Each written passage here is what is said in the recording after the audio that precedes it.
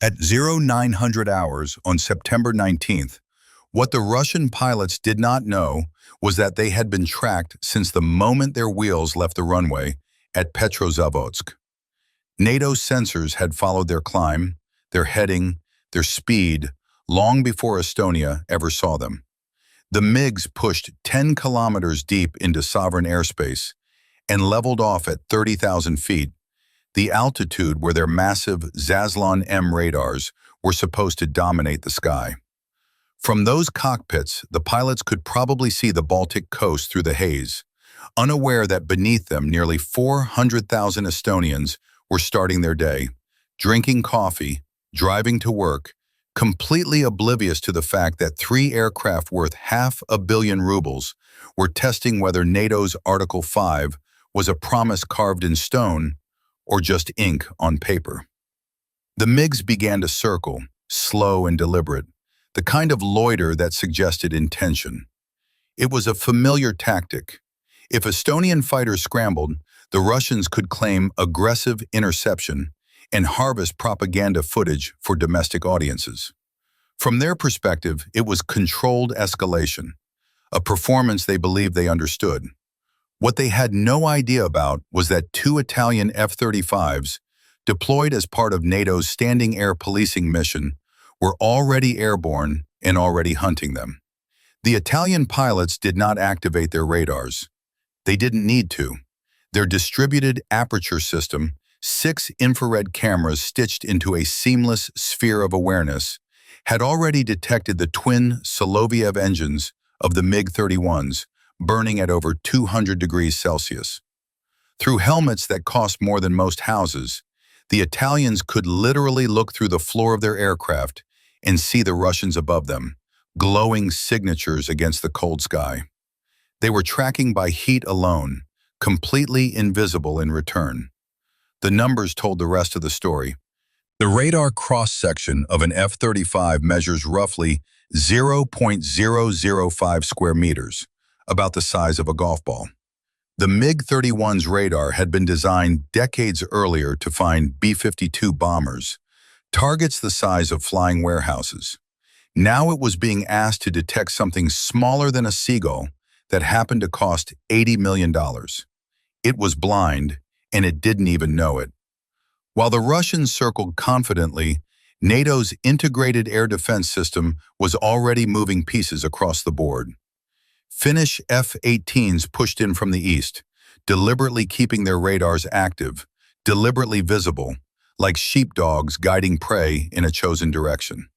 Swedish Gripens waited silently over the Baltic, radars cold, receiving a constant stream of updates through Link 16, a digital nervous system updating the entire alliance 128 times per second.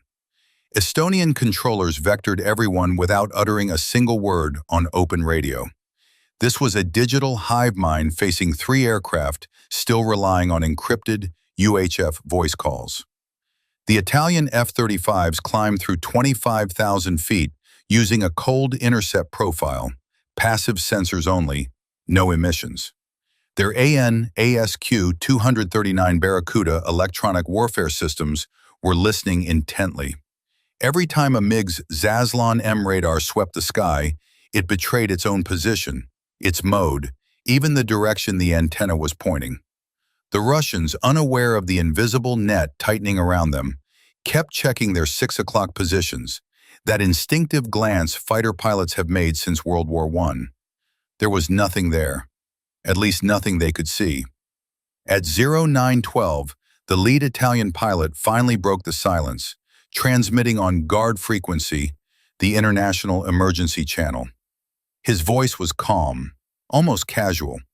Russian aircraft, you are in NATO airspace. Turn east immediately. The response came back in Russian, measured and deflective. They claimed to be on a scheduled flight. It proved they had heard, understood, and chosen to ignore the warning. In Russian military culture, compliance would have meant admission of violation.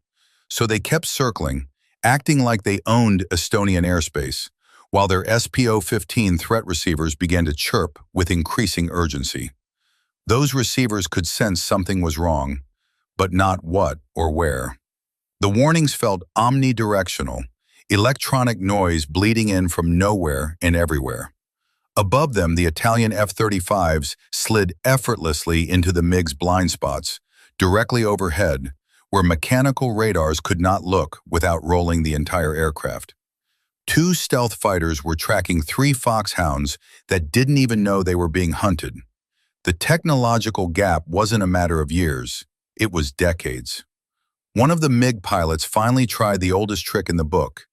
He shoved the nose down into a sudden dive, plunging toward lower altitude to hide in surface clutter, where radar returns bounce off waves in confused targeting systems. The Italian pilot didn't even bother to follow.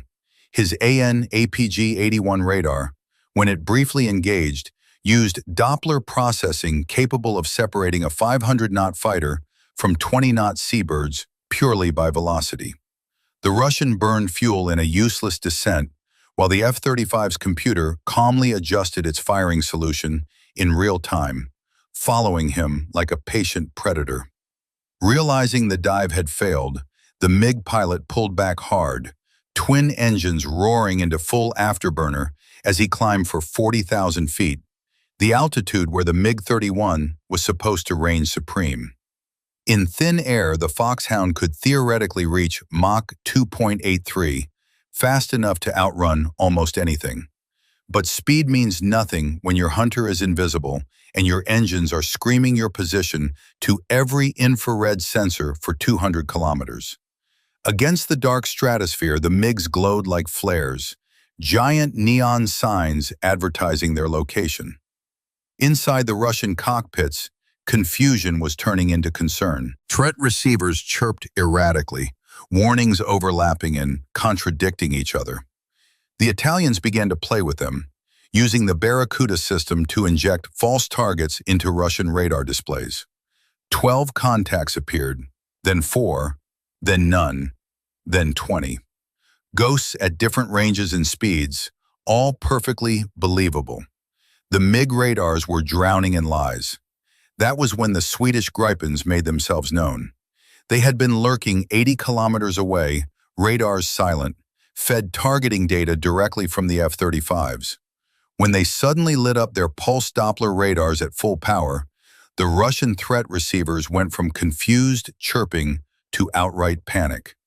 2 new contacts appeared, closing fast from the south. The Russians had thought they were dealing with 2 unseen Italians. Now the Swedes were boxing them in, Finns pressing from the east, and the Italians still nowhere to be found. It was a classic honey trap, visible threats forcing movement toward invisible ones. The Gripens went loud for a reason. They were herding the MiGs north, directly into the engagement geometry the F-35s had already prepared. Sweden had joined NATO only recently, yet here they were executing complex, seamless coordination as if they had trained together for decades. Everything the Italians saw, the Swedes saw instantly: speed, altitude, heading, even estimated fuel state. NATO operated like a single organism with many eyes. The Russians were still passing information by voice, playing telephone at 30,000 feet.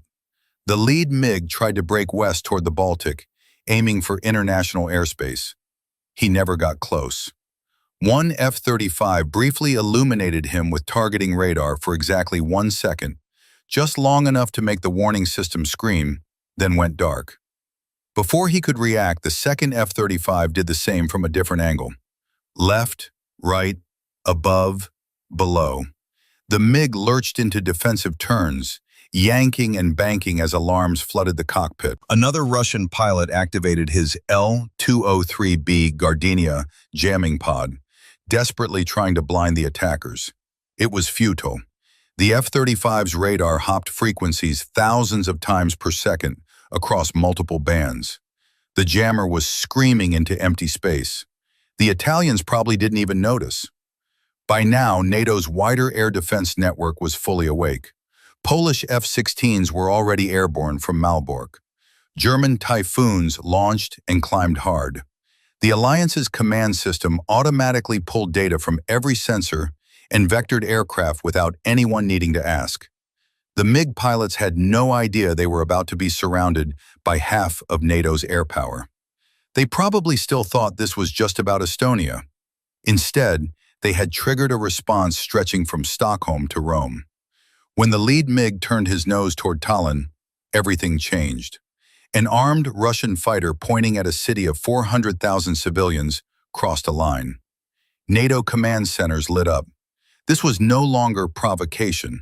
It was potential Article 5. The F-35s intercepted, not by blocking directly, but by manipulating fear.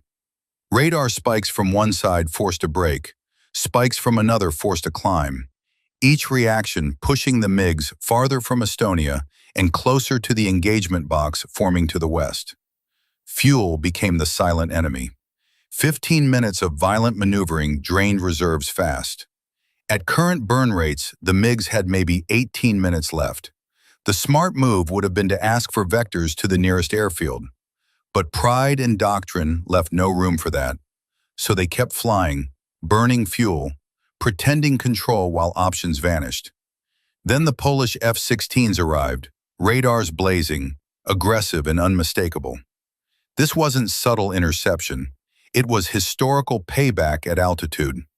Moments later, German Typhoons took high cover, twin engines pushing them into the vertical, dominating the sky. 10 NATO fighters from 5 nations now surrounded 3 exhausted Russian jets.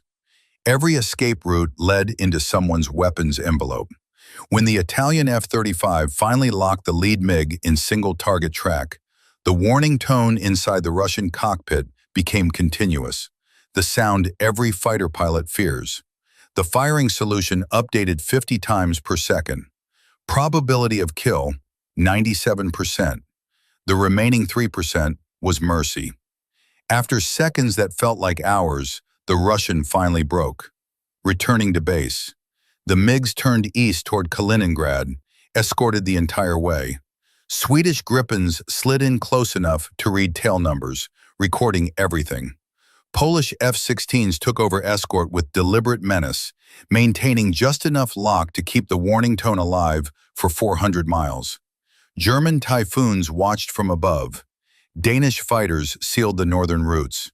NATO walked the Russians home like children to a principal's office. By the time they reached Kaliningrad, fuel was critical. Speeds reduced to economy cruise. Engines barely above idle. Russian Su-27s scrambled to meet them, expecting heroes. Instead, they found 3 foxhounds shepherded by half of NATO, silent, humiliated. The Italian F-35s turned west and headed home. Fuel to spare, radars barely used. The lesson was complete. The Baltic remained NATO airspace. Russia had tested the boundary and learned, in the most public and precise way possible, what happens when you challenge it.